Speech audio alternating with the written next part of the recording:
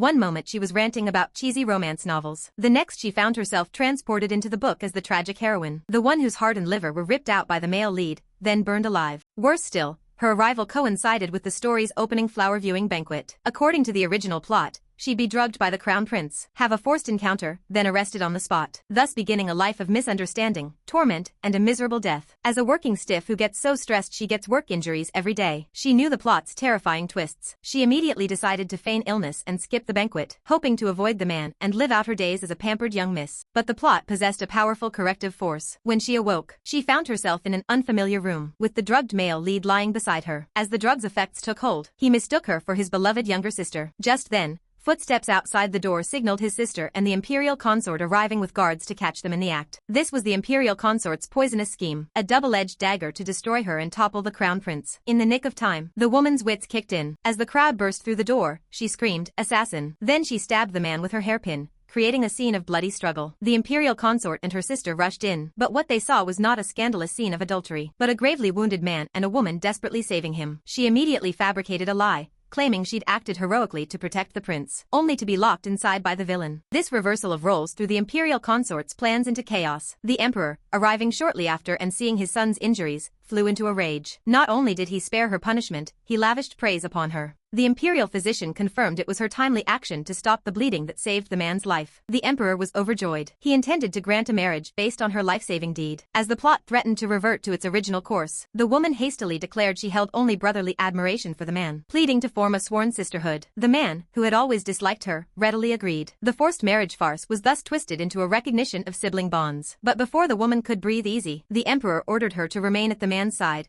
providing personal care until his recovery. Faced with a reward of 10,000 taels of gold, she reluctantly accepted this hot potato. Yet as she awkwardly tended to this dear elder brother, the man suddenly seized her hand, his gaze dangerously intense as he demanded, "Have you forgotten what happened that night? From husband and wife to brother and sister, could she truly escape this damned plot?"